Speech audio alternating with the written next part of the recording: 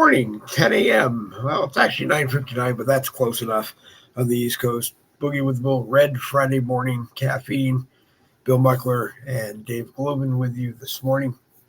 We will talk about Red Friday. I'll let Bill talk about that, and then we'll move right into Bill's commentary of the week.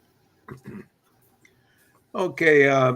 Good morning, everybody.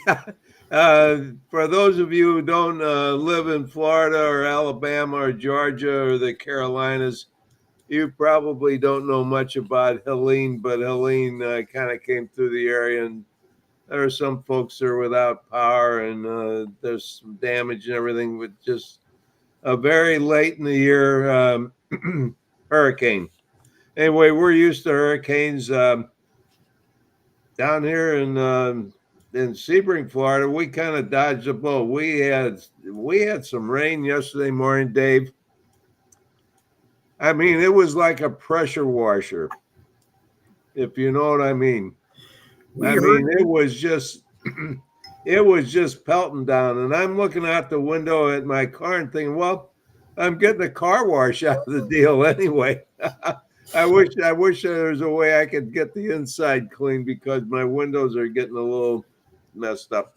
Anyway, then yesterday afternoon, it was really quite windy at times, and we had some real gusts there, and then they had tornado warnings. I don't think we had any tornadoes. But anyway, I went out, something I wanted to do, needed to do, had to do, was honored to do. Wouldn't have missed it for anything. Anyway, we're talking about Red Friday and remembering everybody deployed.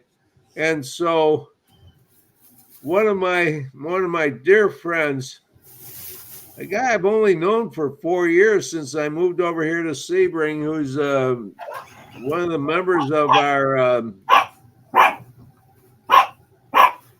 Oh, sorry.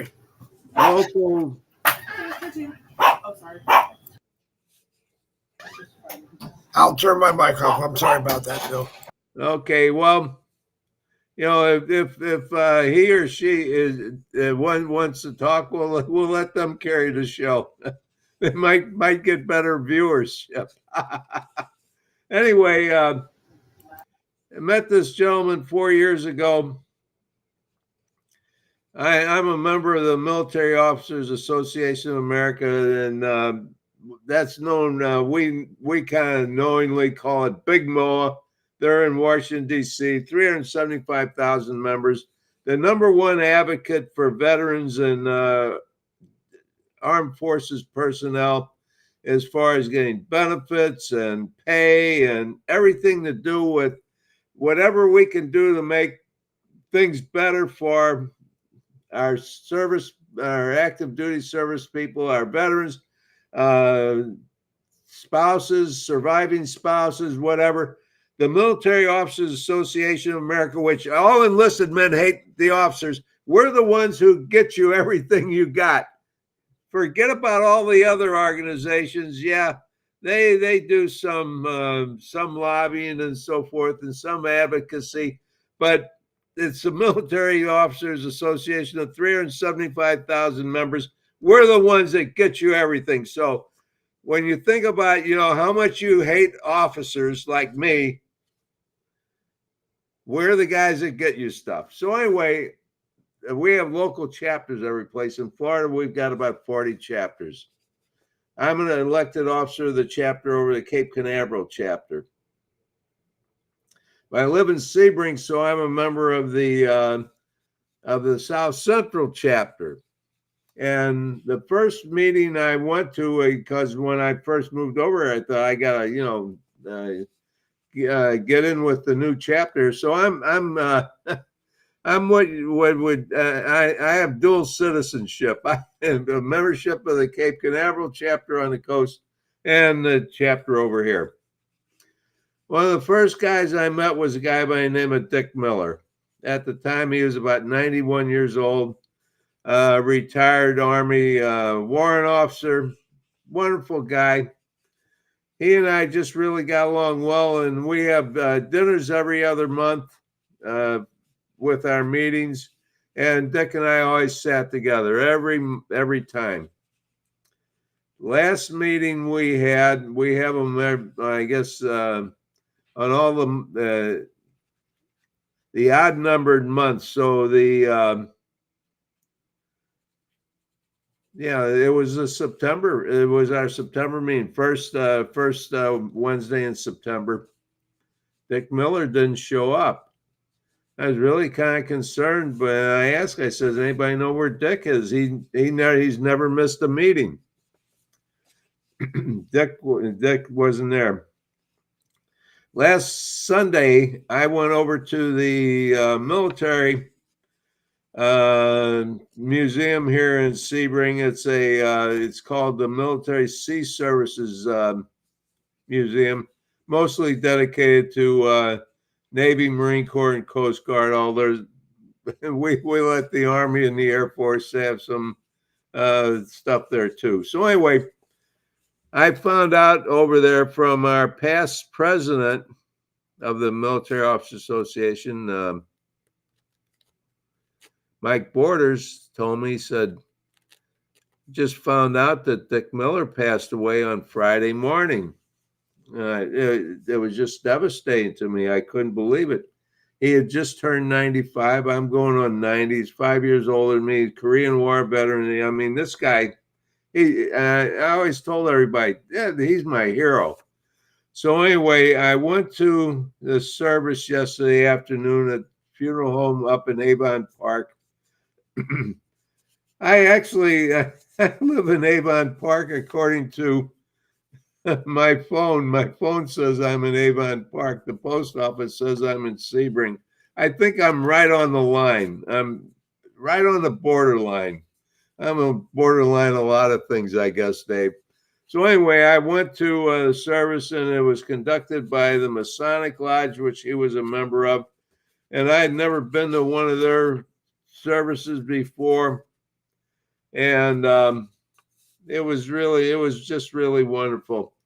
And it was so touching, and they gave a eulogy for him, and I would have liked to have gotten up and talked, but that wasn't the way this service was going. So anyway, it was I attended that, and boy, we'll miss him. So that's one of our guys who was deployed. I mean, talk about being deployed. He was in Korea. That's a long time ago. That's the early 50s. So anyway, God bless Dick and his family. Got to meet his daughter and son, and wonderful people. And they were just so nice and so happy that I came. There were a lot of people there.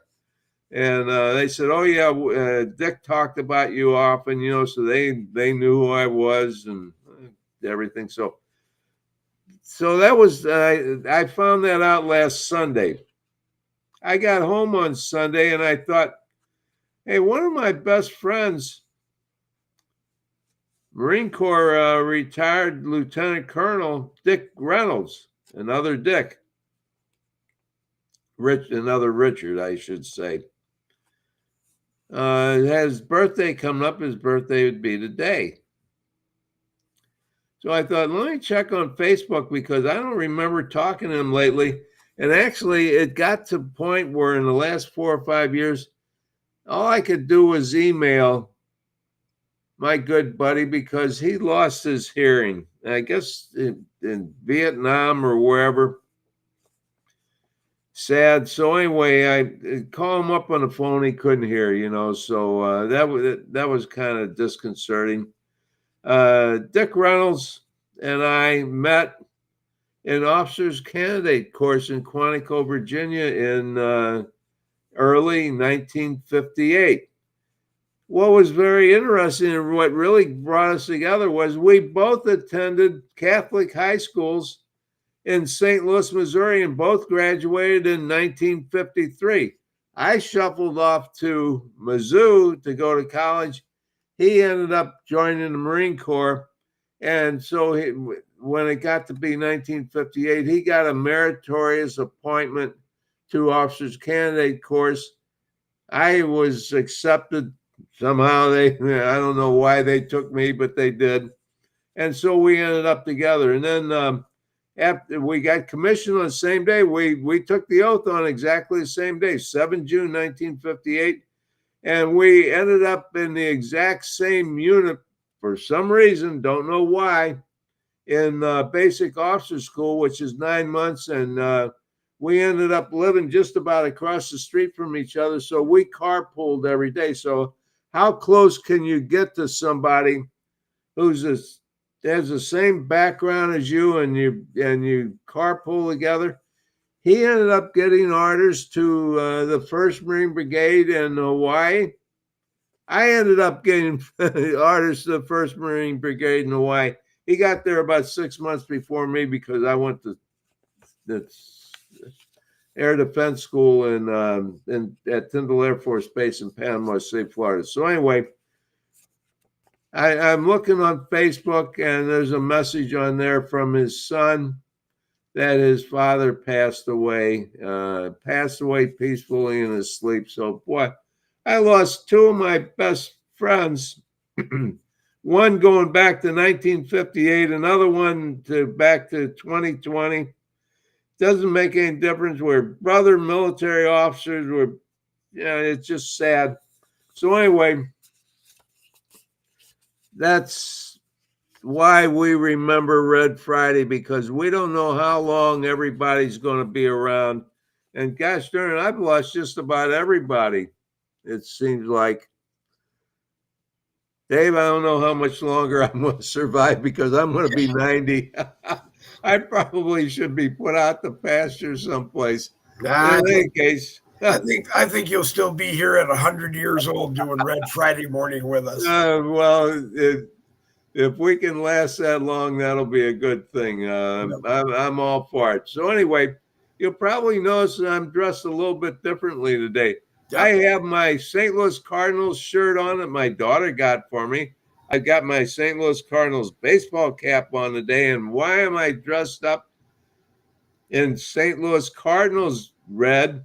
Well, I'm wearing red, so everybody knows that it's Red Friday.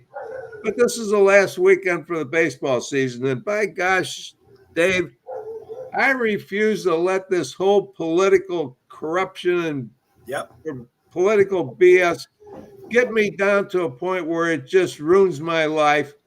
I still like to follow baseball and follow my favorite team, the St. Louis Cardinals. And this is the last weekend of the season. So the St. Louis Cardinals play the San Francisco Giants 3 games today, tomorrow, and Sunday. Then the season's over. And unfortunately, the season's over for the Cardinals because they're not going to make the playoffs. They're eliminated. And then the playoffs come up. But as far as the regular season is concerned, we're going to say goodbye to baseball. Let the playoffs begin. Yep. And I would imagine, Dave, I think you and I have talked about this before. You're a Yankees fan? I'm not a Yankees fan. My father-in-law passed away, is a Yankees fan. Well, he's still with us in theory. He's a Yankees fan. Our oldest son is a Yankees fan because his grandfather was a Yankees fan. On a sad note, I saw a post from a friend of mine in high school who's reconnected with Facebook yesterday that evidently the last games were played in the Oakland Coliseum. I don't know if that means the Oakland A's are moving to another stadium, or if they're moving out of state or not. But for me, growing up in the San Francisco Bay Area, the biggest thrills at an Oakland A's game were watching Charlie Finley, the owner of the team at the time, roll out on his horse and yell, "Play ball." And of course, Billy Martin getting thrown out, kicking dirt on the home plate umpire. And that alone was worth the price of admission. I mean, it didn't really matter a lot of times who they were playing, whether or not they had a chance in winning the game or not. But seeing Billy Martin live kick dirt on an umpire and get thrown out. And I'm sure after the game, Billy and that home plate umpire were arm in arm, shaking hands, loving each other, sitting at the bar, having a good old time talking about anything in the world. And like you said, people are starting to tell me we have to talk more than just politics on some of my broadcasts. So I'm sure that Billy and the umpires probably had a few adult beverages after the games. I'm positive of that. Now let me bring you up to because I kind of follow this baseball. I can read about something and I think I know it pretty well. The Oakland A's has their stadium is old. And it's just out of date. And the city of Oakland is not going to spend any money on it. They're going to spend money on illegal aliens and everything else. And they got crime is wrecking the city. Unbelievable what's happening. So the Oakland A's are relocating to Las Vegas, Nevada. They're following the Raiders. So we got the Raiders and the A's. What I understand are the Oakland Raiders are already there in Las Vegas, and the A's. You don't want to get me talking about the LA Traders, because when I don't think I was still in California then, but when they were talking about moving to LA out of Oakland, I said, for the longest time, if they move and Al Davis calls me up and says, you got the best accommodations, I'll pick you up and I'll put you in the best box there, I'll feed you the best food, you'll have the time of your life, I would have said, Al, I'm not going. And then when Bob Kraft for a short time was talking about moving the Patriots out of Foxborough or out of Framingham down to Hartford, I said the same thing. If the two teams, if it's possible, can end up playing each other in a Super Bowl and they both contribute half for me to go down and have the time of my life, I'm not going. Period. Oh, boy, you're a passionate fan. Well, I was right. Oakland Raiders fans were passionate at the time, and they would follow their team wherever they would go. I don't know if they would move down to LA or not, but they would still follow their team. They would watch the games. If they could, they would get down and see a game in person. I have yet, since we moved to Florida and now we're in Jacksonville, I have yet to go see a Jacksonville Jaguars game. But the tickets are, my son they are now about $200 a game just to get seats, let alone get decent seats. Yeah, plus the parking and the concessions and everything are just completely out of the world. So, the Oakland A's, I remember them. I remember rooting for the Oakland A's because they came out. They were wearing the white shoes, the first ones to do something like that, and they had Catfish Hunter and Vita Blue pitching, and Blue and Reggie Jackson played. Reggie Jackson. I mean, boy, I think they were in the World Series. They won the World Series, 3 years in a row? I mean, they were awesome. Yep. And they did it in a very unconventional way, according to traditional baseball, because in baseball everything was supposed to be very whatever, tradition. You didn't break tradition, and you certainly didn't wear white shoes. I got to meet Vita Blue when they traded him because a good friend of mine had been hired by Vita to be his exclusive driver. I was still in the limo business then, and Vita asked me if I would be there with the person when Vita said to him that, unfortunately they traded me and I'm not going to ask you to go with me. And it was pretty funny because Vita looked at the guy and he said, I'm pulling my driving from you and I'm giving it to Dave. And I looked at my friend and said, no, he's not giving it. He's not giving it to me. But Vita was pretty good. He helped that guy set up his own business, and I think it's still in business now. And really, really a gentleman. I don't remember. I think I met Reggie once. I don't remember. I knew a lot of people in the A's front office. Yeah. So, anyway, but a great team as far as I'm concerned. Yeah.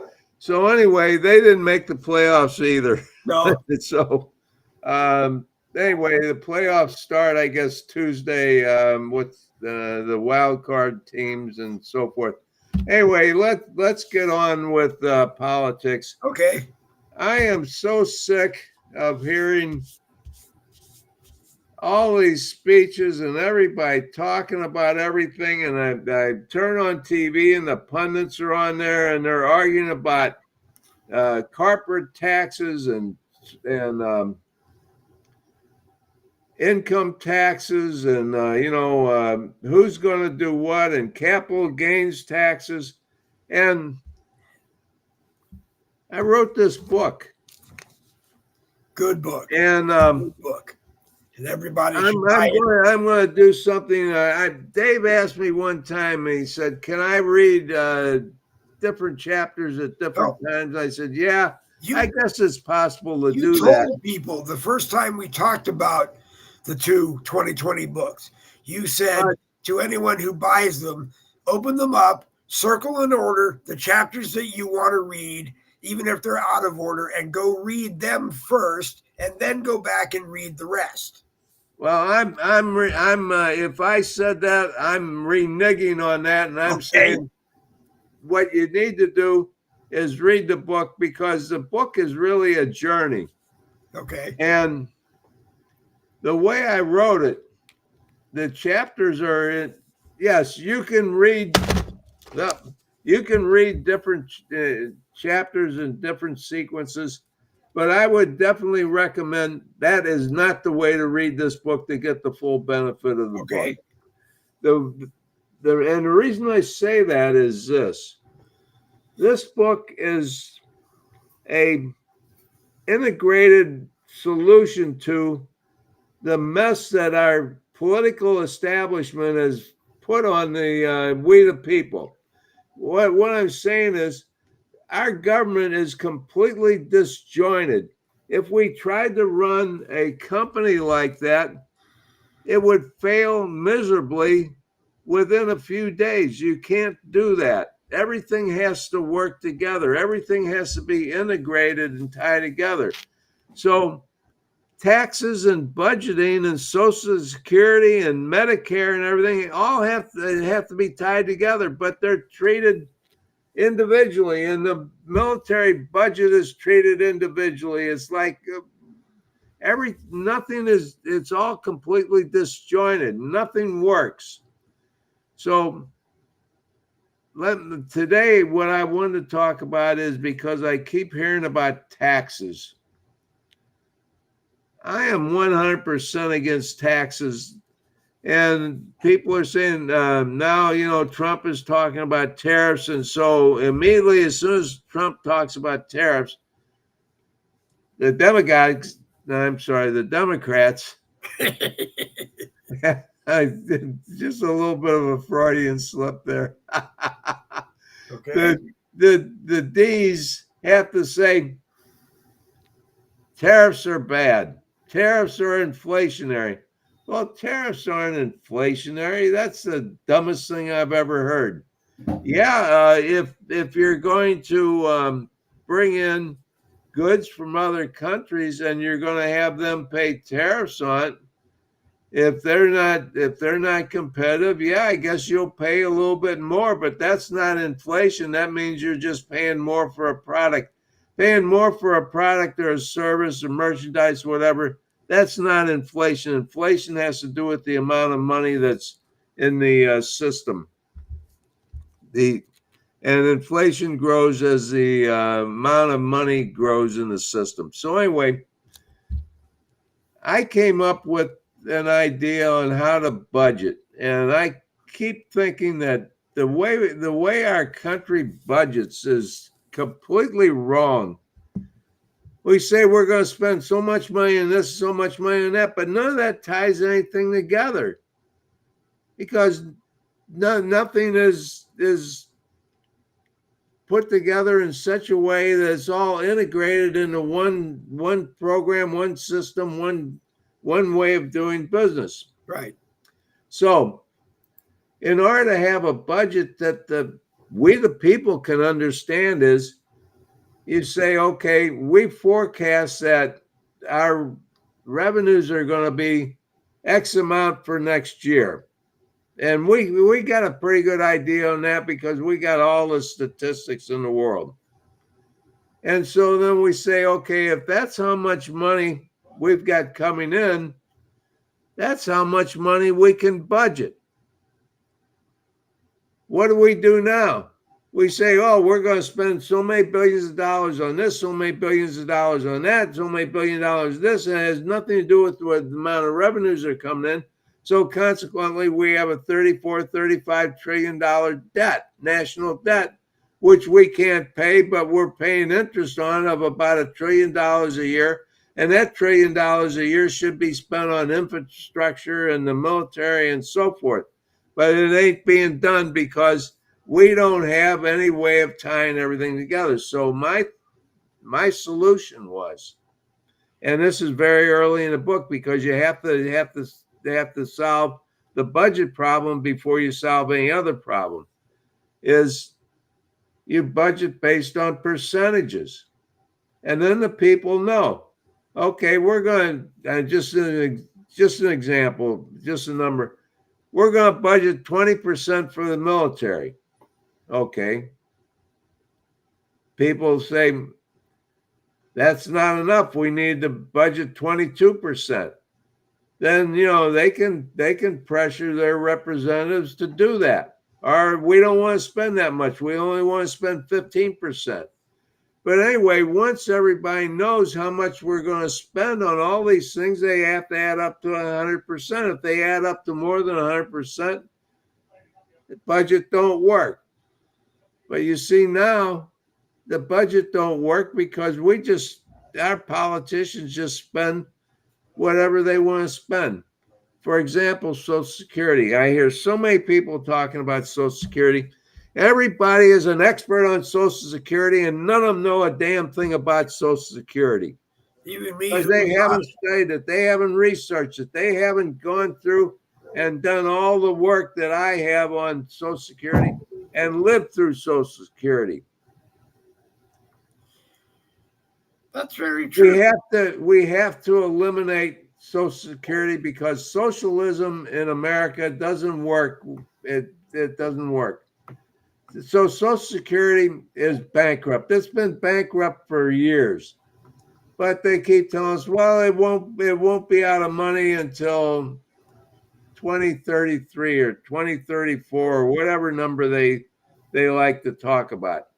But will the whole budget be gone at 2033? Because you often say it's not like we each have a line item on a ledger page in the United States Treasury under Social Security for each of us.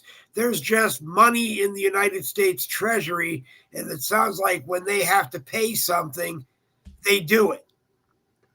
The Social Security and Medicare collect a certain amount of revenue every year on the taxes that we pay. Right. We pay a tax. Right. And it's 15.3%. Yeah, 15.3%. But the taxpayer is fooled or duped or tricked into thinking, hey, I don't have to pay that. The employer pays that. No, the employee pays that, because if you didn't have to pay that, you could receive that 15.3% in real wages. But the way they did it is to really, now we can really pull one over on the people. We can bamboozle the people into thinking this is a good thing. When we first started out with FDR, who's a socialist, communist, whatever the hell he was, Marxist, he said it would only be 1%, right? And the employer would pay half, and the employee would pay half. Now it's 15.3%, and the employee actually has 7.65% of his earnings stolen from him and given to the federal government so they can put it in the general fund that they can spend on sex changes for illegal immigrants, illegal aliens in federal prisons. That's where your money goes. One of the places it goes. It goes to all kinds of places that we don't want it to go. But because they can just get a certain amount of money and spend it any way they want, we the people have no idea what's going on. So if we had, if the budget was by percentages, we'd say, hey, wait a minute. We don't want to spend 50% of our tax money on illegal aliens. In fact, we don't want to spend any money on illegal aliens. Zero. Then that would solve that problem. So anyway, let's get back to Social Security. We have to shut down Social Security, eliminate it, destroy it, delete it, whatever. But now everybody's going to say, oh, you can't take away my Social Security. Oh, my God, what am I going to do? How am I ever going to get by? Because I got to have my Social Security and I got to have my Medicare. And you can't be so cruel as to take that away because you're pushing Granny over the edge, Granny in a wheelchair over the edge of a cliff. And I'm saying, no, read the book and get the real solution. So what I'm saying is, anybody that's reached Social Security age of 65 years, you're going to keep your Social Security for life.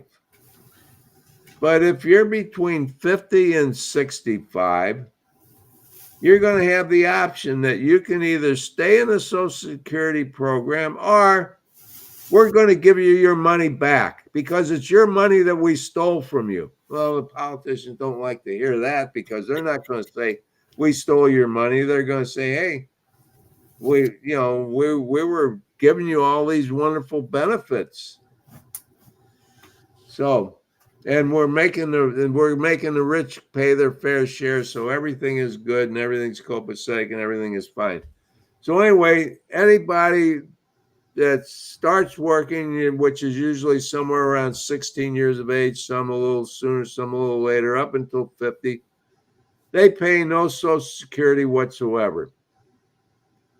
And they get whatever they paid in so far, they get their money back. We're going to give them their money back because we stole it from them in the first place by taxing them with an unfair tax that should have never been levied on people because they lied to us about how they were going to do it.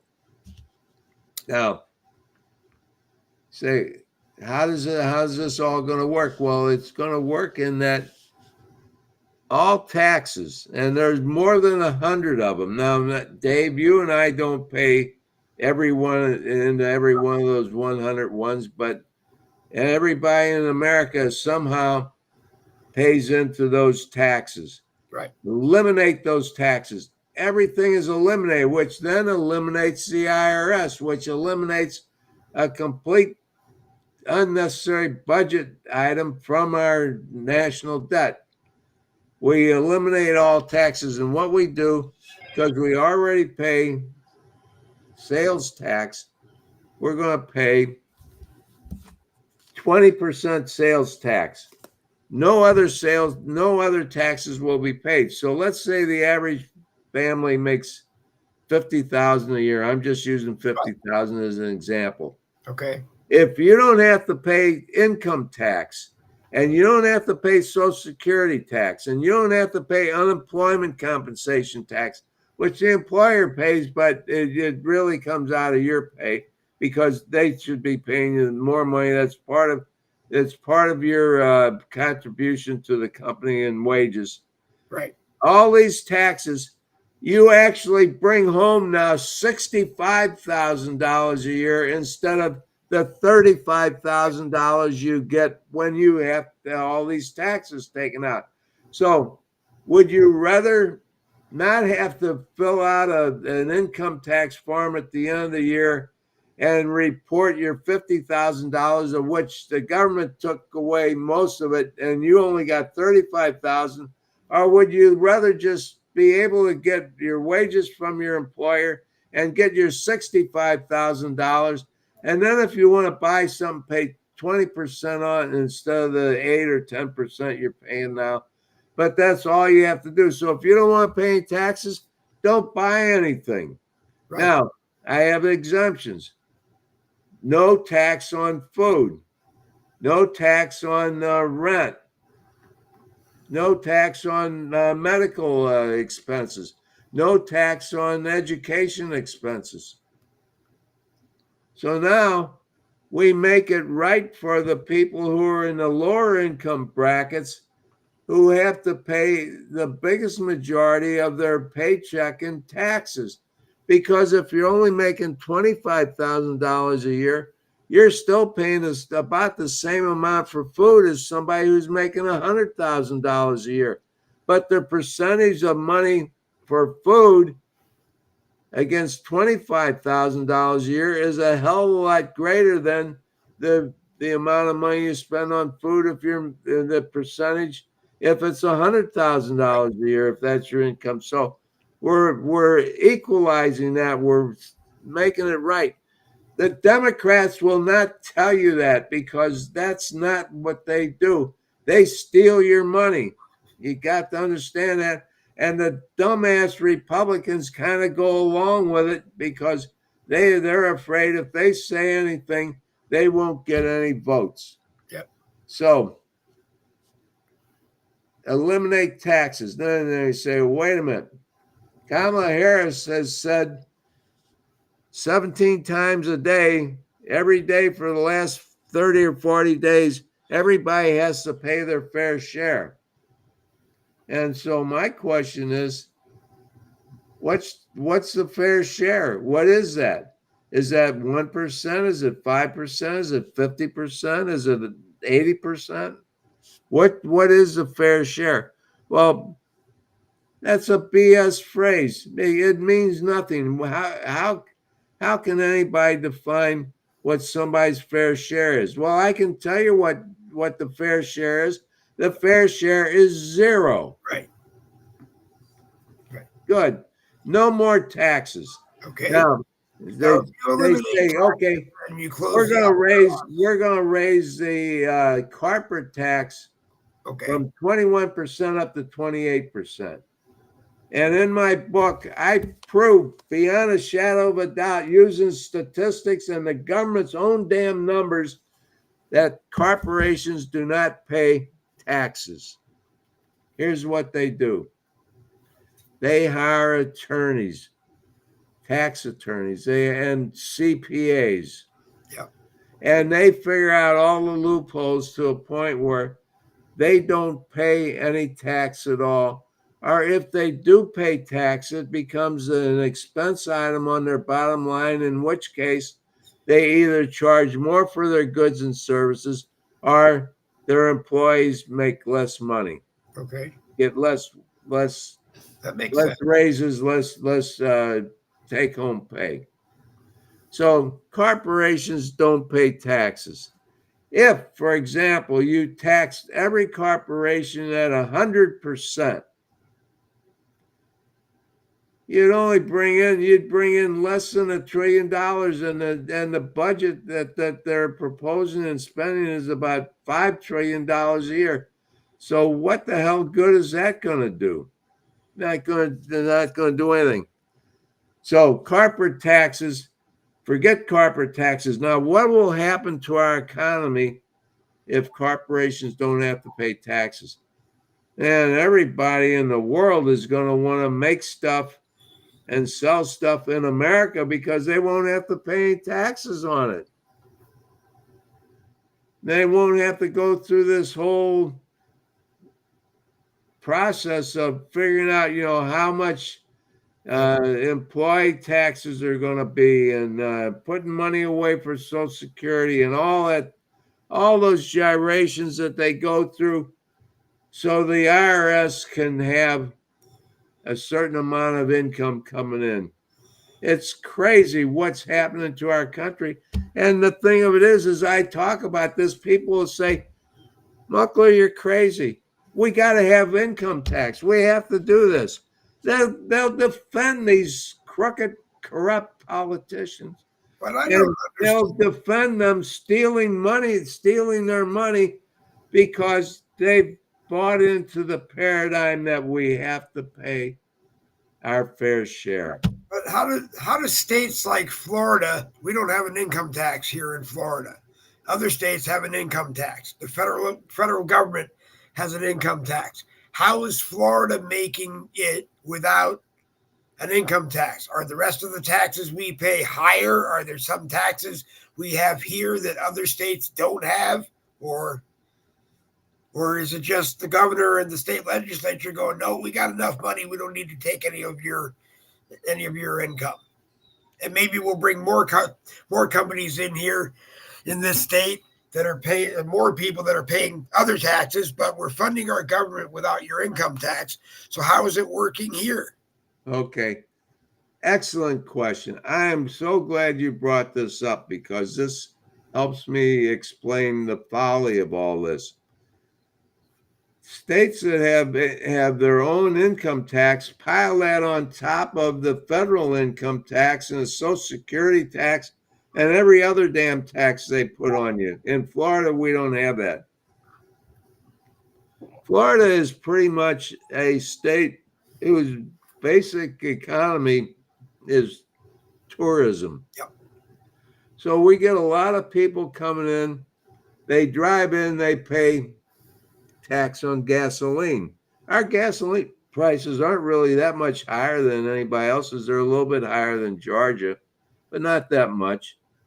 But we got a lot of people buying gas because they drive down here from the northeast, Yeah. New York, New Jersey, etc. They come in from Alabama and Georgia, the Carolinas, wherever they come from on vacation. Okay, some of them fly in. They fly into places like Orlando and Tampa and Miami. And so when they buy their airline tickets, they have to have a ticket to go back home. There's a tax on that. So we get a tax on that. We got a lot of people coming in. We got a ton of people coming into Orlando. I've flown in and out of Orlando for years. I know every inch of that airport. That airport is inundated with tourists who come to Disneyland, to Universal Studios, to SeaWorld, all the different places they go to in Orlando. And boy, the prices they pay to, for the admittance prices are out of this world. Yep. And the taxes on them are high. So the state generates taxes from all this tourism. The hotels they stay in, you have a tax on your hotel stay. Meals. Well, you do that in every state, but you don't have as many hotels as we do here in Florida with high-priced rooms with Yep. Collecting high taxes on. So Florida is able to not only collect taxes on tourism, but they're able to run the state in a very efficient, effective, economical way that they're not pissing away all the money the way some of the rest of them do. Yep. So, pardon my language, but no. It's okay. I mean, that's the question that, I mean, if I had looked at it, I probably would see that. We've got a lot of tourist attractions that people come in to see. We've got businesses moving into the state, so there must be some attraction, even with an understanding that they have to pay some kind of corporate tax. My big question that seems to come up, if all of a sudden corporations in America, corporations in Florida, whatever state they're in, aren't paying taxes, will they just continue to rob their employees, or will they pay their employees better? Will they update their facilities? Will they modernize? Will they expand? Will they, it's not just going to be, I made $50 million off of my coffee cup business. That's profit. It's going to go in my pocket. Am I going to take, 10 million of that and give everybody a raise, put another 10 million in their IRAs take my 50-year-old factory in Orlando and Tallahassee and upgrade them. Maybe build one big better one on the The border. answer to that is a simple one-word answer. Okay. Competition. Yep. Companies that are going to let their employees,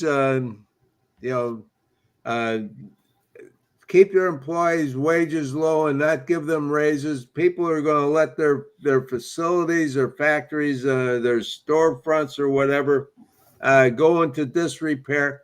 They're not going to survive. Yep. Competition is what rules the free market economy. Yep. And so we have businesses in Florida that fail and businesses that succeed.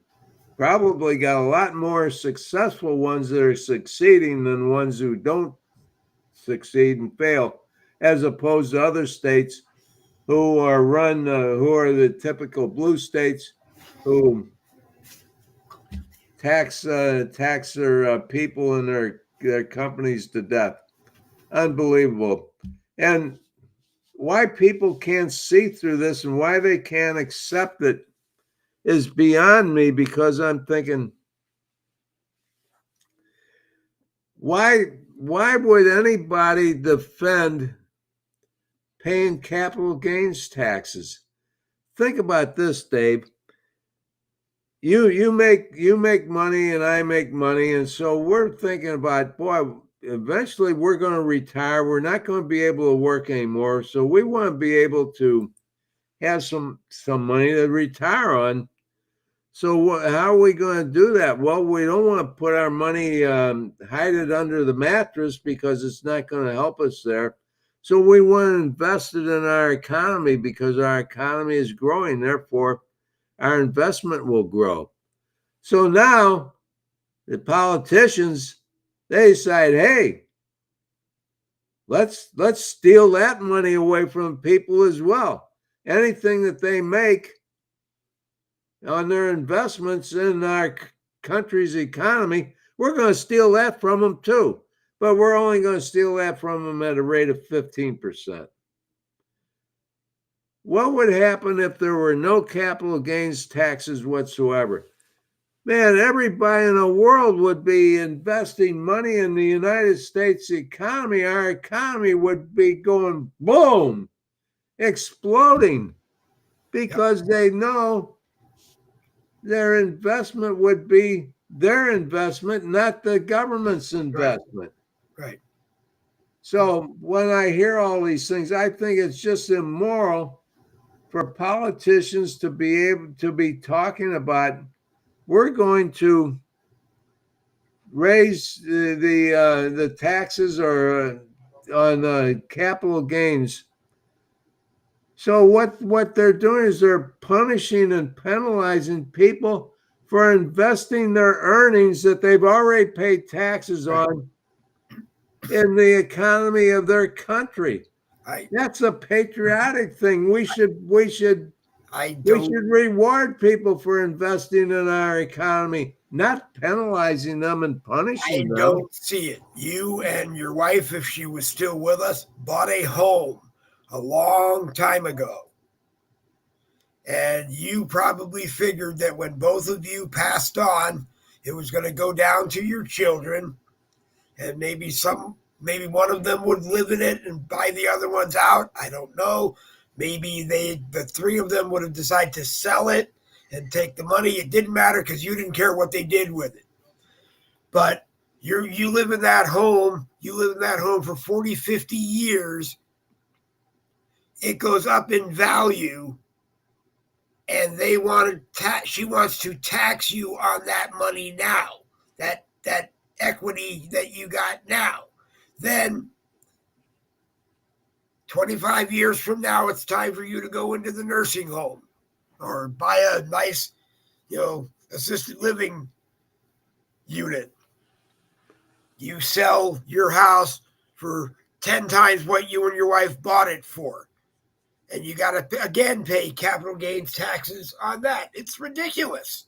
It's ridiculous. just tax everything. The only thing they don't do is thumb tax, and I'm pretty sure they'll do that if they realize the word tax is part of it. Right. Hey, Dave. Yep. I need to end this right now, Okay. if you don't mind. So anyway, Not a problem. We've gone 50 minutes. Yep. I have something that just came up. I've got to take care of. Okay, you go. Anyway, I'm glad that you made it through the storms. see everybody next Friday. Yep. God bless everybody. God bless America, and go to a ball game this weekend. Go to a ball game. All right, Bill. We'll see you next Friday. Bill Muckler, you know him from the 2020 books, 2020, A Clear Vision for America, 2020, A Clear Vision for Our Future. Buy them. Go to the Bill Muckler profile on Facebook and message Bill. The hardbound books, the 2020 books, are a donation of $25 that covers the 2 books and the shipping of the 2 books to you. If you buy them as a gift, it'll cover the shipping cost to whoever they're going to. He will ask for some information about you, or if you're on Facebook, he may snoop around and find it and write a very nice note for you in the inside front pages of the book. And I'm sure you'll appreciate that. And someday when their book is on the New York Times bestseller list and it's worth a lot more, you'll still be able to show people that you bought the book and you read the book and you understand the philosophies that he had in mind. 2020, A Clear Vision for America, I believe, was written in 2015. The second one, A Clear Vision for Our Future, I believe, came out in 2018. And the information in those books is as spot on, I believe, as it was when he wrote the 2 books. He thinks the Department of Education should never have been created. As far as on the federal level, the states should run their departments of education, and they would do a better job. I think they would do a better job than the federal government would. Because they didn't do that great a job with what they have. We could talk about that on a lot of broadcasts. What's your thoughts on taxes on churches that are 501c3s? Unfortunately, Bill's not here, but I will make sure, Pat, that we start off next Friday with that question. I will send it to Bill during the week and see if I can get his answers, but we'll start it off next Friday with that question. For me, it opens a whole can of worms that's based on religion or what people believe is religion, because we decided that churches wouldn't be taxed. So as far as I'm concerned, you have some, let's just call them less than respectable church leaders who are starting massive church organizations in the United States and around the world. So they might only be taxed on what they're doing here in the United States, or not be taxed on what they're doing here in the United States. And Kenneth Copeland is welcome to come on and counter me on any of this. There are a lot of other ones that are more than welcome to come on and counter me on this. There becomes a difference between your church not getting taxed on contributions and you getting millions or even billions of dollars sent into your church that people believe are going to be used on your church. I'm a firm believer that really you only need 1 corporate jet, maybe 2, because if one's being used at the same time, you got to have another one. But I don't like to fly very often anyway, really. I'd rather be motorcaded everywhere I go,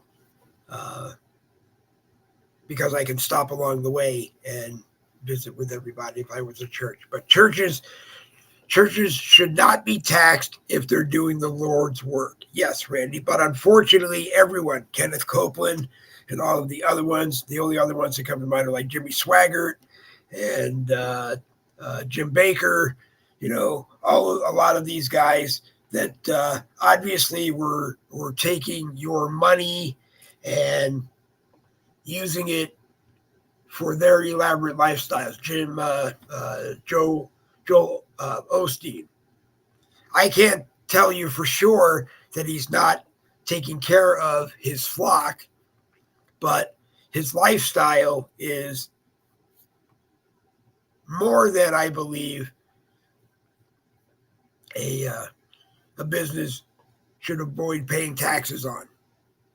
Very simply, when you start your church as an extension of your wallet and you do it to avoid paying taxes, that's wrong. But then again, if there weren't any taxes that the rest of us had, then we could probably do the same thing. But you're always going to have this when one church gets investigated by the IRS or whoever is charged with investigating it. Every church is going to claim they do the Lord's work, whether it's a Jewish church, a Muslim church, a Hindu church, a Catholic church. They're all going to claim that they do the Lord's work. Even the Christian church, the Catholic church, they don't pay taxes.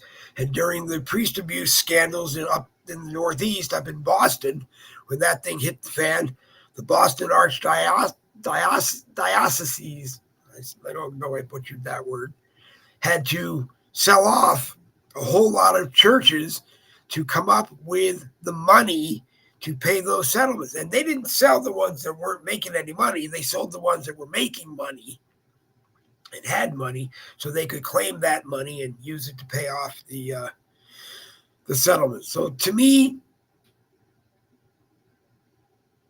no. Churches, if you're doing the Lord's work, and who decides that you're really doing the Lord's work, but if you're doing the Lord's work and you're representing the Lord, then you shouldn't pay taxes. But then again, like I just said, who's going to decide that that's what you're doing? Who's going to decide that Kenneth Copeland is really a profit-making entity for an extravagant lifestyle? And who's going to decide that, no, he just is getting compensated the same as a CEO of a company? I mean, as far as I'm concerned, if you have a company that makes $15 trillion a quarter, that's $60 trillion a year, and your shareholders are happy with the return on their investment, your employees are happy they're getting paid, compensated well for the job that they do, they got good insurance, they've got, their IRAs are protected and all of that. Who's to say that, you're doing anything wrong? But I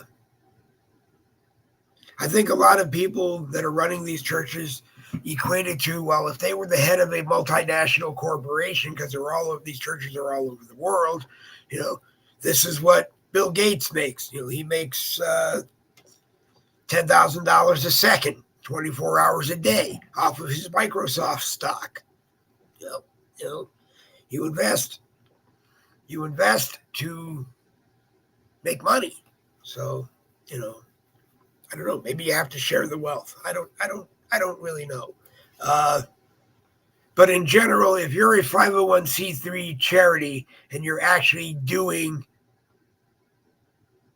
real work that's having a benefit on your fellow humans here in the United States, then no, you should not be paying taxes. Like Michael J. Fox Foundation has about $800 million in assets the last time I looked at it, and they're actually doing work. They're working hard to find a cure for Parkinson's, and not only because he has it, but because I have it, because someone else may have it. He's not out talking to every news reporter that will give him 30 seconds of airtime, telling him that he had to buy Tyler Perry's jet because Tyler Perry gave him the best deal. It was so cheap, he just had to have it. And he already has 10 already, so he had to have number 11. Or he had 665 of them, and he had to buy 666. And I'm not attacking anyone that I'm using by name, because as far as I'm concerned, if you're the head of a business, and you can call churches a business because they are. If you're the head of a business, then you deserve to be paid what any other head of a business equal to yours gets paid, and live in that lifestyle because that's what you've earned. So it's kind of hard. Pat, I'm not disagreeing with Randy. The churches should not be taxed as they're doing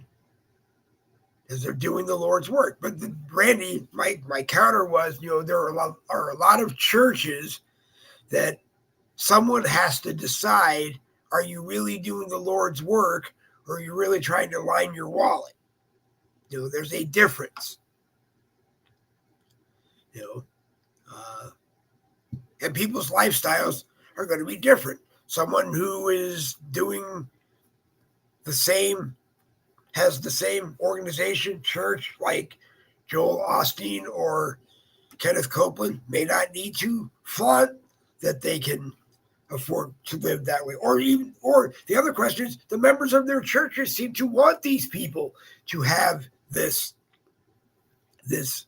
lifestyle.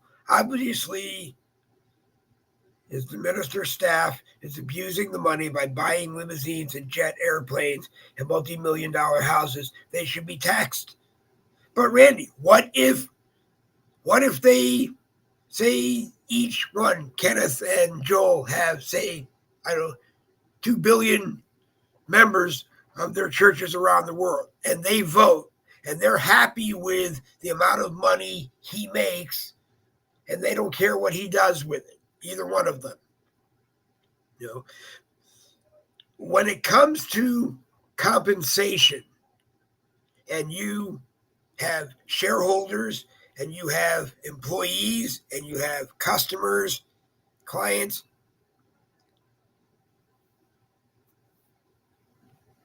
they may be okay with the way that you live, and you may have earned your right to live how you live. Personally, at times I've said, I don't think we pay the president of the United States enough for the crap that they have to do 24 hours a day for us. But then again, I've said, well, no, they shouldn't live at the White House anymore. Their house should become the home of the president. And unfortunately, that just means that every 4 years, there's a chance that the home of the president is going to move. Who the hell cares? You're president. You're not going to spend enough time there anyway.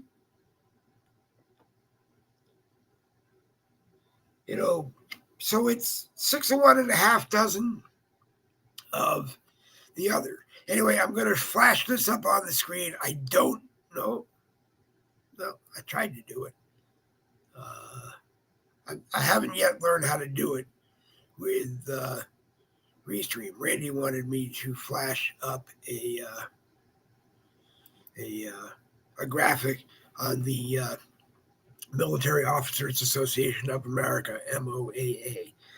Apparently, it looks like anyone can join and support it. So after the broadcast, go into your favorite browser and type MOAA.com and see if it takes you to Military Officers Association of America. Evidently, according to the graphic that Randy sent me, hang on just a second, let me get to it so at least I can read it. What happens when more than 360,000 voices speak as one? We protect the earned benefits of all service members. We improve the lives of those who serve because together we have more influence in Congress. That is 100% correct. It's a beautiful graphic. I just have to learn how to import it or have people on the broadcast that I will allow to import certain things like that. Craig Peterson says they would not let him not take a check, so he donated all that. Well, okay, but you know what, Craig? I love you, I respect you, but it's a crock. He has to take a check because the rule book says, as President of the United States, we have to write you a check. The President of the United States has to be paid because if they weren't paid, the majority of Americans would think we had a king. So I'm not going to sit back anymore when people say he didn't get paid. The rule book says Donald J. Trump, as President of the United States, every quarter we have to write you a check for like $125 million. You don't have to cash the check. You don't have to accept the check, but we have to write you a check for $125 million every quarter. And Donald Trump wasn't the only one who said that I don't want to be paid because I don't need your money. H. Ross Perot was doing infomercials almost every night while he was trying to get elected president. And he said the same thing. My thing is, I agree with H. Ross Perot. I agree with Mitt Romney when he was trying to run. I agree with Donald Trump. If you're president of the United States and you don't want to get paid, then maybe you, as president of the United States, should create something that says, I'm going to do something with it. You know, because the Obamas came back and said that Barack donated a lot of money to charity, and we're not going to fight this thing anymore. And because it's $400,000 and he got a check for $100,000, minor technicalities. The point was the same. He donated it all to charity. Yes, he did, and that's a wonderful thing to do. But maybe my point is that we are paying a president of the United States too much. Maybe we need to cut it down. Maybe we only need to pay them $40,000 a year because everything they do doesn't cost them anything. They take Air Force One anywhere they want in the world. If it's personal, they're supposed to pay the government back, but they never do. And if you don't believe that, have Donald Trump show you the Obama travel records in post years after Obama was not president. He still traveled, or Michelle and the kids and her mother traveled all over the world, and they were supposed to pay millions back to the federal government, and I don't believe whether or not they ever did. But the point is, he didn't have to stop his business, Randy. He did not have to stop his business. His son, Donald Jr., and Matt unlocked you. I told him. his son. Left the door open. Okay, I don't know. I didn't know that.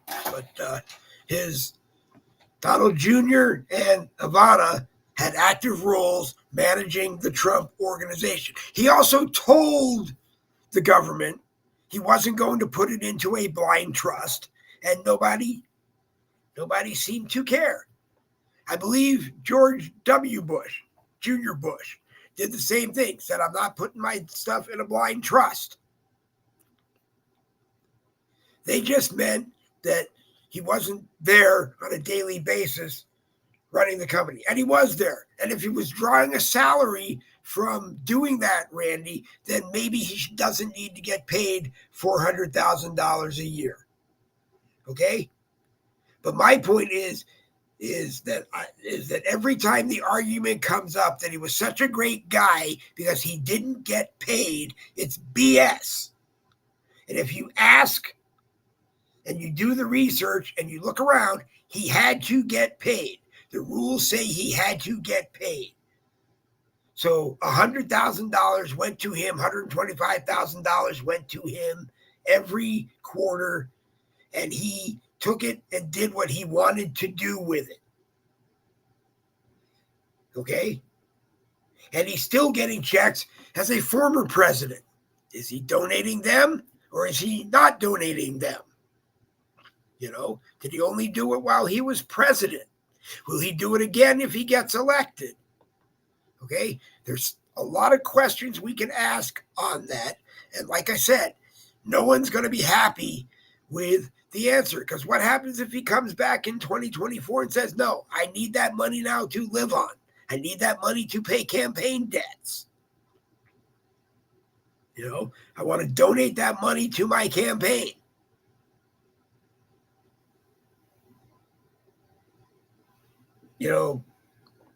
And what it does is it just brings up,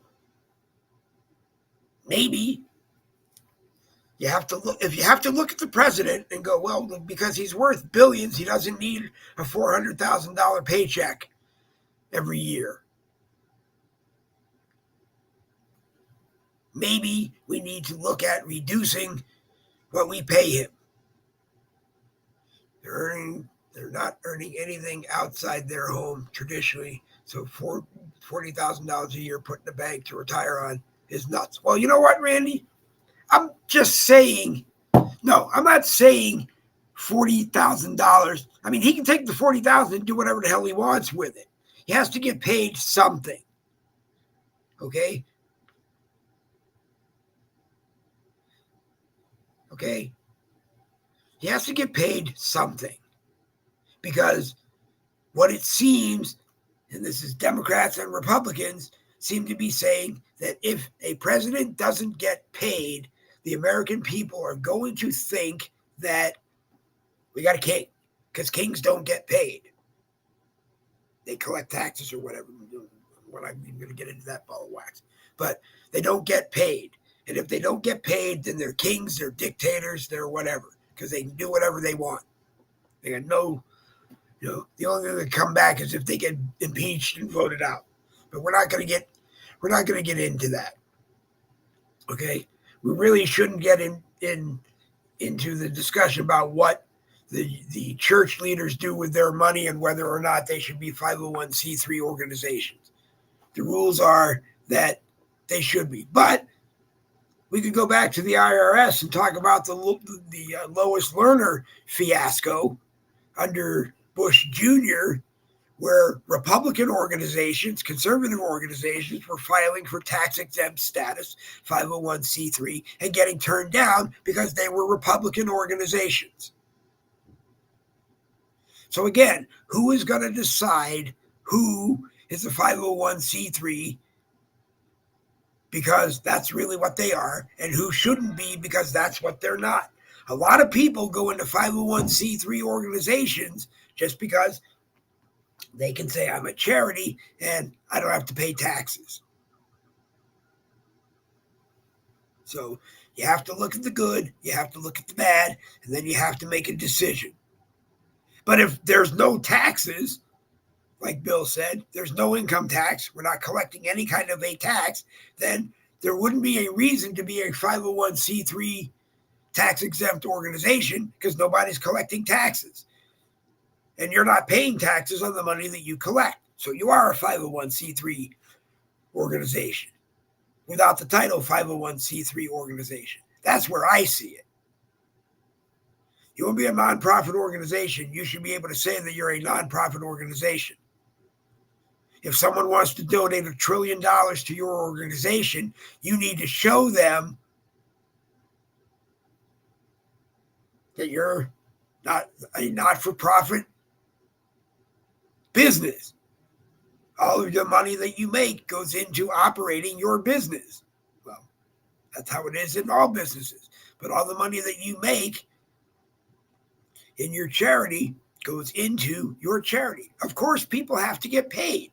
So you're always going to have Elizabeth Dole, that's an example, I'm just using her. I don't know the exact numbers, but you're going to have Elizabeth Dole as head of the Red Cross of the United States. Okay, Jerry, I'm glad that you came in and watched. Jerry Michaels is the host of the American Rebellion. I was going to say the American Rumble. The American Rebellion. It is live tonight on Facebook and Wimkin at 7 p.m. Eastern. Please watch. If we still have power and internet, I believe Helene passed over us. Where it is at that exact moment, I don't know. And Jerry is so kind to send me the link. I will be on tonight, and had a lot of fun. I think it was Wednesday night. Yeah, Wednesday night. I think Randy was there. Jen was there. Randy was there. Jen was there. Jerry was there. I was there. And Daryl Rector was there. And maybe some others will be there tonight. That's the American Rebellion over on Wimkin on the American Rebellion page. And here on Facebook, there is the American Rebellion group and the American Rebellion blogger page. I don't know if both show it or not. I usually go straight to the American Rebellion blogger page when I'm watching it, but both of my monitors that I use to watch the live chats on broadcasts that I'm on are not working, so I may just have to look at my screen and talk when it's my turn to talk. But anyway, like I said,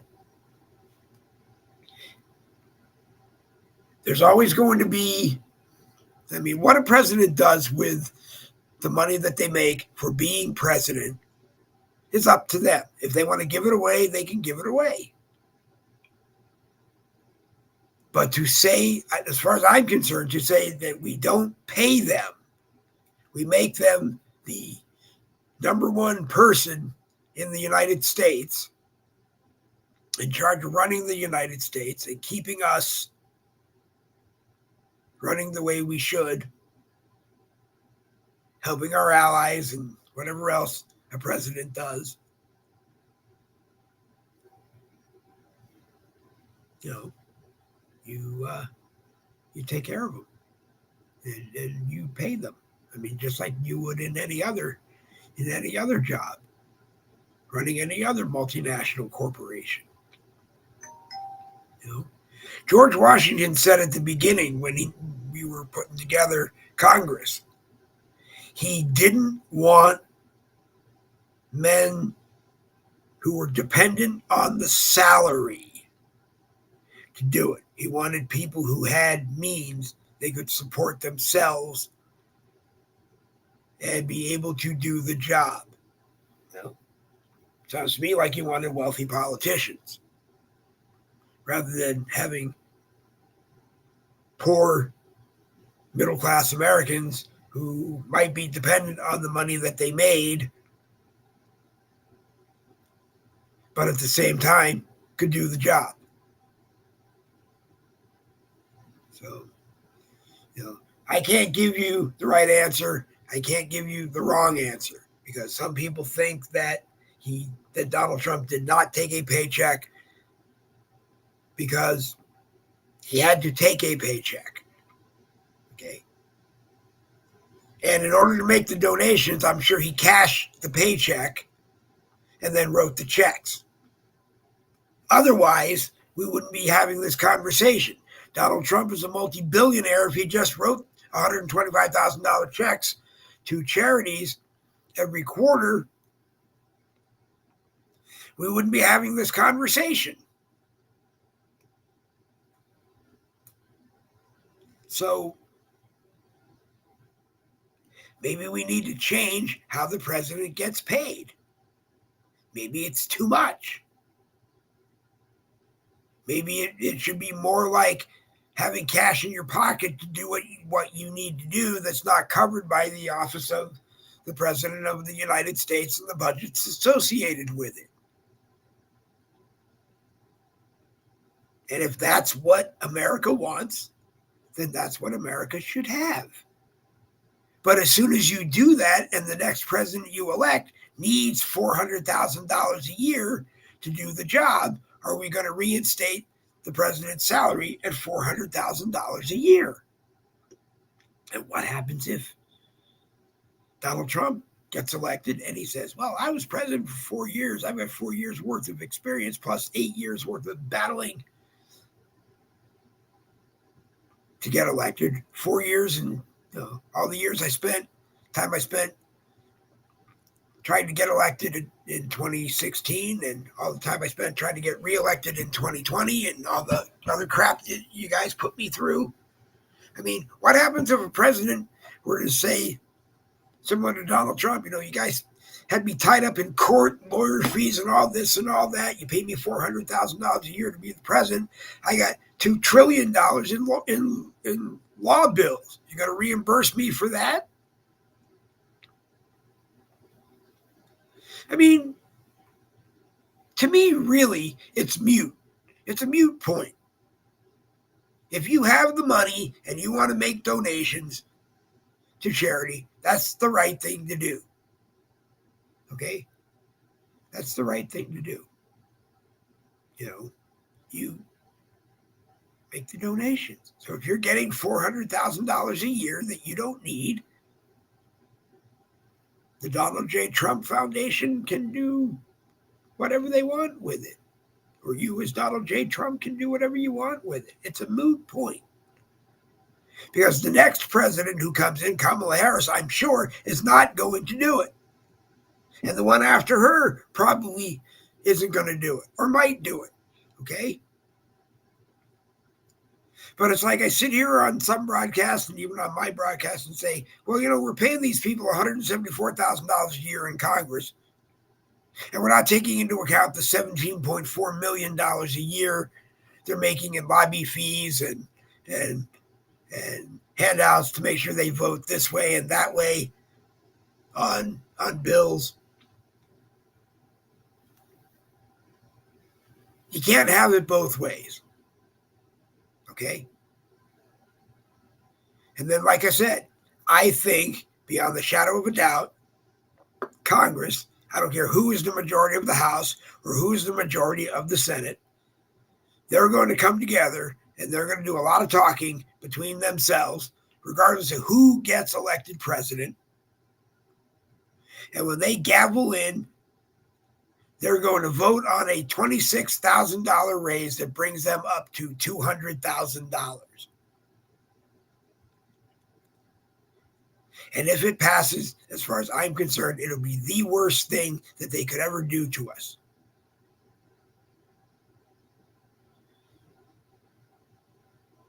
The worst thing.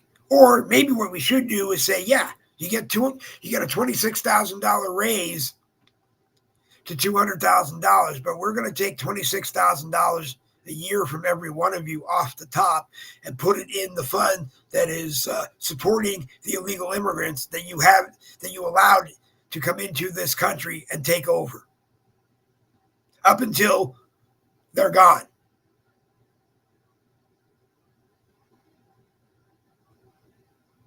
And if you pass a stupid bill, we're going to take $26,000 away from you.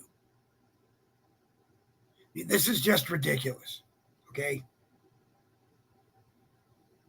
They want $26,000 so they make $200,000 a year. They want to make sure that the person getting their first job at McDonald's flipping burgers and putting salt on fries and putting them in little nice looking bags and those stupid cartons makes $25 a year while they're living at home. They got no expenses. And I respect the ones that have expenses, but your job at McDonald's was not created for you to make $25 a year. $25 an hour. It was meant as your first entry-level job because you don't make $25 an hour at McDonald's until you get into management. And if you don't get into management at McDonald's, you're either not going to last there very long or they're going to keep you because you show up every day and you work. But you're never going to get in there. And at some point, the person that owns the McDonald's that you work in is probably going to can you because you've never moved on. Or you're someone like me who's 62 years old and supplementing my SSDI, and it doesn't matter because I'm not going to move up. I'm not going to move up. And if I do move up at McDonald's, I'm going to say, hey, I'm disabled. I want to make sure that everybody at McDonald's is getting paid, that's disabled, is getting paid a living wage. But you know what? You can't have it both ways. You can't. I wish you could, but you can't. Okay? We have so much debt that Donald Trump is going to re-inherit, and he may have a Democrat super Congress, which means they don't give a damn. They're going to spend more because that's what they can do. They'll pass bills in the House. They'll pass bills in the Senate. They'll send it to him. He'll veto it. They'll override it, and it becomes a law. And in the end, they're going to spend the money anyway. The game is flawed. The game is messed up. I don't know how we fix it, but we need to fix it.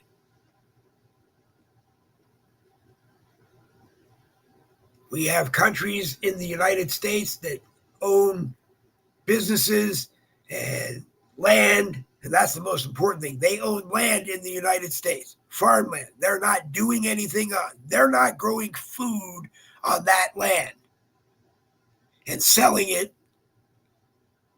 to grocery stores. And that's why your grocery prices are so high. They should not be allowed to own farmland, own buildings, own businesses. I don't know. But if we can't own businesses, if we can't own farmland in your country, then you should not be allowed to own farmland in our country. That's what I got to say. But I don't believe they should own farmland in our country. Because the only reason they do is to make sure that nothing is being grown on it, nothing's being done on it. It just sits there. So if it's land that we need to build houses and put businesses on, we're screwed. Because we can't use it. We should be property taxing the hell out of them and making sure they pay it. For every acre of farmland they got they're not using, they ought to be paying $1 billion in property tax.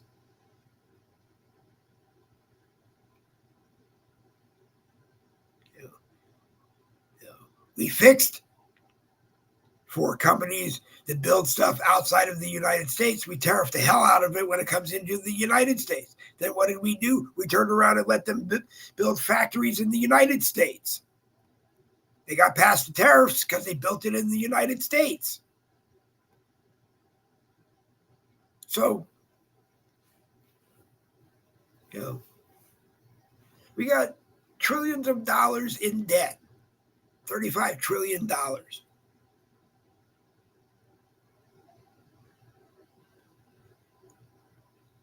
I don't want my 4-month-old granddaughter to reach tax-paying age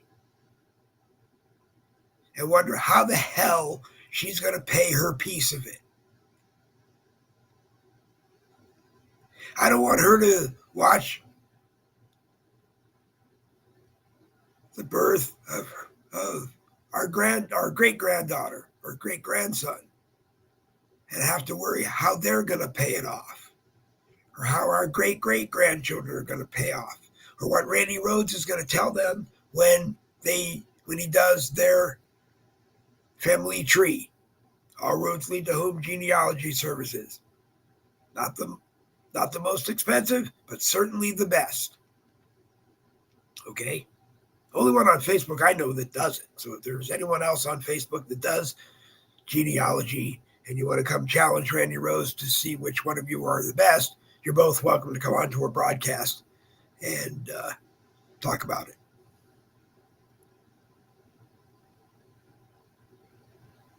Because we certainly have people on Facebook and in America that want to know the history of their families. So go to Randy Rhoads' Facebook page, click on message, and tell him you're interested. I think there is the All Roads Lead to Home Genealogy group is still here somewhere. Join the group, message Randy there, and tell him you want to talk to him about genealogy services. He said yesterday on Straight Talk with Randy and Jen, 12 noon, Tuesdays and Thursdays, here on Facebook, that he makes about $4 an hour. But he enjoys doing what he does. So has to make $400 a second. He enjoys what he does. And he's good at what he does. Okay? So go talk to him if you are interested. Don't be fooled into Ancestry DNA. And the only reason I'm telling you not to be fooled with Ancestry DNA is that they were bought up by BlackRock, I believe, which now means that BlackRock has the DNA file on every person who has ever used Ancestry DNA.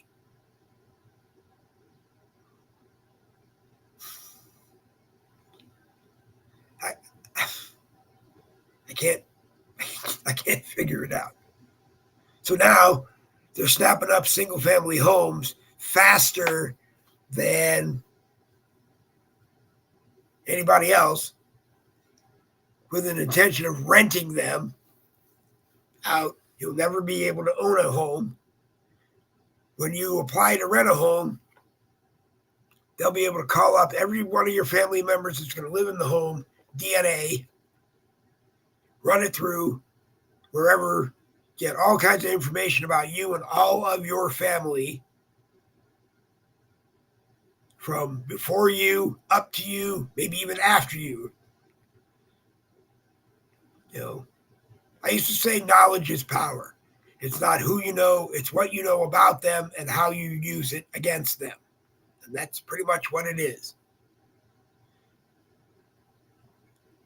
And actually, you're right, Randy. It's 23andMe. Correct. That's why I always recommend people ask Ancestry, 23andMe, and others to destroy your DNA results. They should be required to do so, as far as I'm concerned. 23andMe, I believe the lady who started it is working now to try to grow her piece, which I think is 51%. She's trying to work it up so that she owns so that she owns the largest piece of it. I think she's gunning for 75%. But that doesn't mean anything to me because what I just said basically tells you BlackRock bought Ancestry for a boatload of cash. If you own 75% of 23andMe, there's a very good chance when they come to you and offer you a bigger boatload of cash than they paid Ancestry, you'll probably sell. Maybe, maybe not. Because if you don't, Ancestry.com will bury 23andMe down the toilet, which is terrible. But yeah, you're right, Randy. DNA tests. If you send your DNA test in, it should be destroyed. Just like on a side note, the funny one, Cologuard. I laugh every time that commercial comes on when Don and I are watching TV. Crap in a box, tape it, send it to them so they can analyze it, and give you the results. I hope they destroy it when they're done and don't keep it. The other thing is just, I hope that person doing the tests at Cologuard is making far more than $25 an hour to do that. I can't imagine anyone would want to get a job do that. Poor postman. I have a lot of respect for the postal people, postal persons. Neither rain nor sleet nor snow nor Dave Glovin being on a Boogie with the Bull broadcast will keep them from doing their appointed rounds. Because there are still good ones out there. There still are good ones out there. And you hear every day that a postal person opens the gate to walk up to the door and they get bitten by a dog.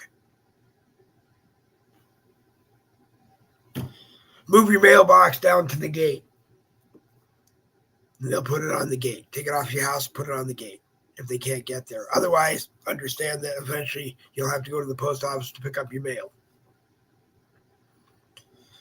But don't get me started on the United States Postal Service because many moons ago, I believe it was FedEx that wanted to buy them, privatize them, because they said they could run it better for less.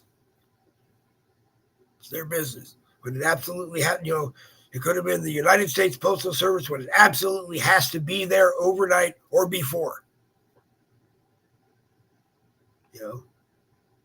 But then again, Amazon should be allowed to get into the postal business if they want. Even if FedEx should be allowed to get into it as well. Maybe, but people are going to say, when I say, well, maybe Timo should be allowed to do it, Can't say maybe Timo should be allowed to do it because nobody wants to buy anything or wants a Chinese company operating in the United States to have access to your mail. We're damned if we do, we're damned if we don't. They wanted an email tax. I think it was a nickel on every email. I think it went as high as $0.25 they were going to ask on every email. I just figured they were doing that because they wanted to stop the volume of email that people are getting, or the social media networks, or not the social media networks, social media networks that have email. But anyone who has an email system, wanted to make money off of you using their accessing their email system. But you know what? Stupid things. As I said, it is Friday night. Provided Jerry Michaels has internet and electricity. Pretty much from what I've seen, Helene is gone from northern Florida. Came up from central Florida where he is overnight or during the night. Hit us hard around 1 o'clock in the morning. Donna said the house was shaking, the winds were blowing, it was lightning, it was this, it was that. Normally for lightning, I would have woke up. But I got to tell you, I had one of the best night sleeps I've had in a long time. But I sleep like a baby whenever it's raining outside. And on our roof, it sounds like rain coming down on a tin roof. And that is just one of the most relaxing sounds I think you will ever hear. Anyway, it's 11:37, which means we've exceeded our hour and a half by 6 minutes, but subtract 2 minutes, 7 minutes, but subtract 2 minutes because we started at about 6:58. The only problem I am having with Restream, that's our new live streamer, because StreamYard raised the price to $45, and Restream has kept us at $19. But there are still a bunch of things on Restream that I haven't yet quite learned. But the only thing that bothers me is in the setup, you pick where you're going to be, Facebook, my Facebook profile, and our YouTube channel. And then you type in a description, the name of the broadcast, Red Friday Morning Caffeine, and then you type in a description. And then you go and you hit go live. And when I hit that, it makes me type all that in again. So I have to talk to them. Maybe there's something I don't have set right. But I'm very happy with it. And the other thing is, and it's not anything that Restream has to do with it, it's my wife's Chromebook is newer and faster than mine, has a better camera than mine. I look very grainy on my screen, looking at what I think you should be watching. And it looks very grainy to me on my wife's. But again, we're days away from hopefully being able to move back into the world of Windows 11, on a Windows 11 laptop, and primarily because, as Jerry and I talked about last night, I want to look at OBS. And if I can figure out OBS or get a person to be the executive producer and act and handle all of that, or help me negotiate OBS, That may be where we end up. The only thing that no one has answered to me yet is I know how to set up a destination like Facebook or YouTube. I don't know how many destinations you can have live at one time. It may be limited. I just want to know because I'm going to max it out. And I don't know how many cameras you can have on at one time because we may max it out. Probably never, but we might. Let me see. No, that's me turning my camera off. Oh, that's why. So where did I have to apologize to Randy because the MOAA, I don't know where the MOAA thing came. I probably have to send Randy a link so that he can, so he can link that to the broadcast is what I should have done. Or had Randy on, or brought Randy on, or do broadcasts with Randy. Randy's a good guy, smart guy. Smart guy. I got to scroll back for a second because Randy said, I forget where it was. All roads lead to home. All roads lead to home - genealogy. So the broadcast used to be All Roads Lead to Home. And the group was All Roads Lead to Home Genealogy. So go and look at both of those, or just go to the Randy Rhodes Facebook page and message him and tell him that you're interested. And if he finds out enough good stuff or even bad stuff and you're open to it, you can come on to a Boogie with the Bull broadcast and we'll discuss some of it. I'm flip-flopping all the time, but I had made the decision, the last time I made the decision, that the Monday and Wednesday 10 a.m. broadcasts were going to end this week. The last Monday, 10 a.m. would be Monday. The last Wednesday, 10 a.m. would be Wednesday. I'm going to think about it over the weekend and next week while I do both. We get people watching, which is fine. That's the purpose for doing it. And we get it shared out into a lot of groups on Facebook and people watch it. But I'm not putting enough time into planning the Monday and Wednesday ahead of time. Just aiming my camera and seeing what comes out of my mouth. And hoping that gets people to watch. And if it doesn't get you to watch, then please let me know. And we will talk to you about what you want to see on a broadcast.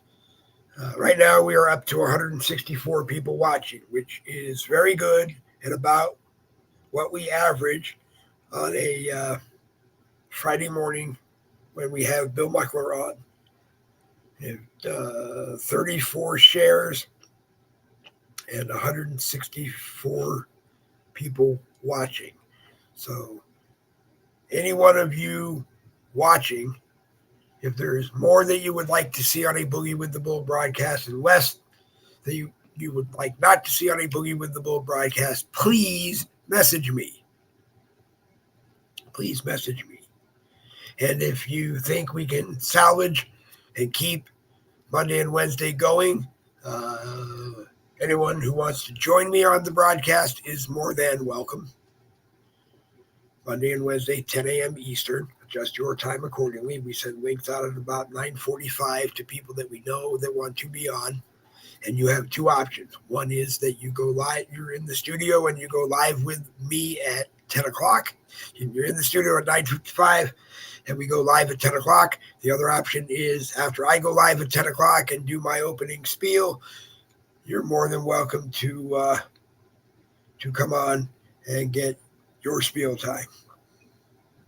So if we can get a few more people to join me on Monday and Wednesday morning caffeine, then I will keep them around.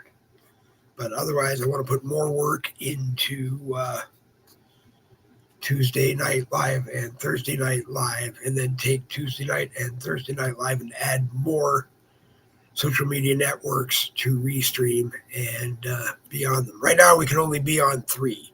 We have an open channel that we can add one. I'm not sure what I want to do. Wimkin is of interest to me. Rumble is of interest to me. True Social has not announced yet that they are going to do live streaming of people down in my league, not just the big boys and girls like Bannon and Jones and Bongino. That's great. Do them, but I think you owe an opportunity to the people like me and Randy and Jen and William Rayfield and a lot of others. And even those of you that haven't done it before, because I always say, if you want to come play Monday morning at 10 a.m., Wednesday morning at 10 a.m., Tuesday night at 7 p.m., Thursday night at 7 p.m., if I do a rare Boogie with the Bull Saturday, you want to come play on that or any portion of those 7 that are available, 6, any portion of those 4 or 5, any portion of those 5, you're more than welcome to come on and join me. You're not late, Melinda. Just go and watch the beginning. Bill Muckler was on for Red Friday morning, but he had to take off and enjoy his weekend. And he had things that he had to go do. He told me he didn't know how long exactly he was going to be able to stay. It was an interesting broadcast, but so you should go back and watch the beginning.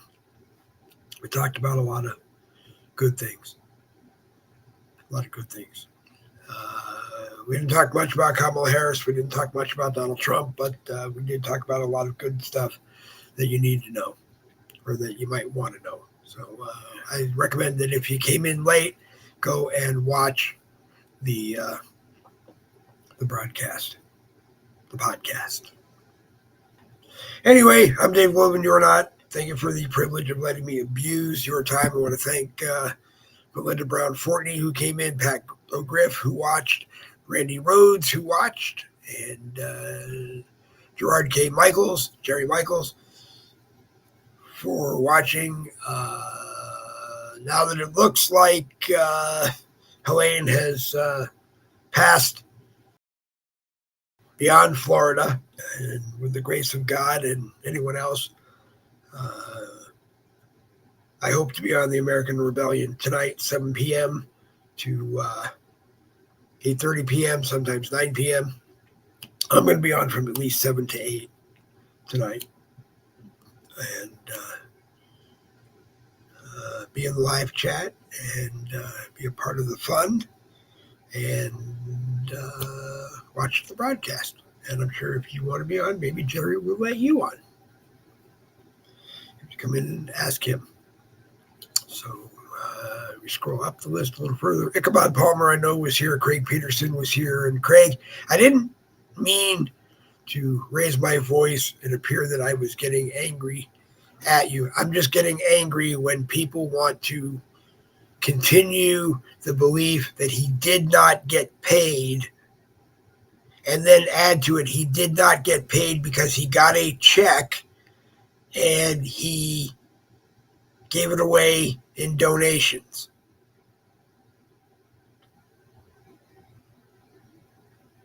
Because that's a contradiction. He did get paid, he got a check, he gave it away in contributions because he wanted to, because he's able to.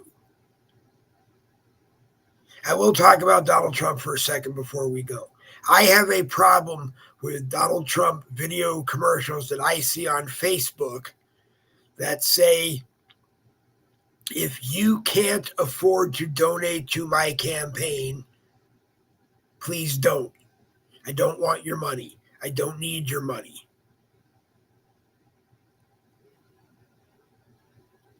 Because if I ever get President Trump before the election on a broadcast, I will ask him one thing. You have some of the best, fantastic giveaways among people who donate. I guess I don't get a chance to win because I can't donate. But I talk about you on 6 or 7 broadcasts a week, a bunch of mine and a bunch of other people's if they let me on. We talk about Trump. I have groups on Facebook that are shrines to Trump. So I hope maybe one day there are giveaway contests for those of us who can't make a monetary donation, but do a mouthatory donation as often as we can here on Facebook, and plug Truth Social when we remember. And maybe one day, because you live in West Palm Beach and I live in Jacksonville, maybe one day we can arrange to meet in the middle. Or you can send the helicopter up to Jacksonville Air Force Base. No, not Jacksonville. You can send the helicopter up to Jacksonville Airport, or maybe Jacksonville Naval Air Station, and fly me down. It would be an honor and a privilege. Maybe we can even broadcast it live. Don't give up on your dreams. If you can dream it, maybe someday you can do it. So again, thank everybody for the privilege of abusing your time. I hope you watched the broadcast. If you did and you liked it, give a thumbs up and tell us why. If you didn't, give us an angry face and tell us why. If you watched it in any other group on Facebook that it was posted in, I'll get a notice if you commented, and I'll go down and read your comment and respond to it there. But if you want to be in the live chat that is monitored on Boogie with the Bull broadcast, they're either on my profile here on Facebook or the Boogie with the Bull YouTube channel. And come in and be there, or just come in and make your comment and then go back to watching it in whatever group that you're in. If we put it in a group, the admins and group owners don't want it in there, please let me know. Keep declining it, and we won't.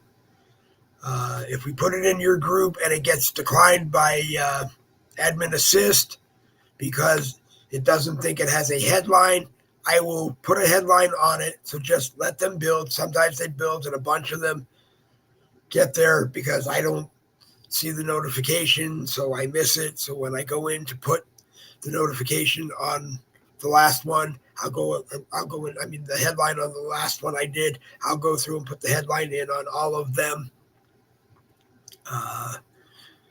Restream, StreamYard, whoever you use, you put a headline and you put a description in the broadcast. That should move along to wherever we're going, but it doesn't. Maybe one day they can work on that so it does. Anyway, I'm Dave Glovin. You're not. It's getting near 12 o'clock, and I have not eaten. I'm hungry, so you go eat. I'm going to go eat.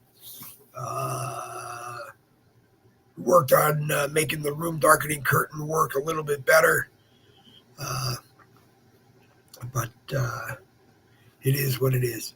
So go out there. Have a great weekend. Great weekend. Make weekends great again. Go out there and have a great weekend. Anyway, double V's for victory. This Boogie with the Bull broadcast is going to come to an end after I say you've been watching Boogie with the Bull, Red Friday Morning Caffeine. Boogie with the Bull, Red Friday Morning Caffeine. A copyrighted presentation of the No Budget Broadcasting Company. You have my permission to use any portion of any of our Boogie with the Bull broadcasts on your broadcast, or even make a video broadcast about it. The only thing I ask is, if you're going to do it, and you're going to do it to trash talk me, at least let me be there so you can trash talk me live so I can defend myself. Otherwise, it's no fun. Anyway, I'm Dave Glovin. You're not. We're going to end the stream right now. Double V's for victory.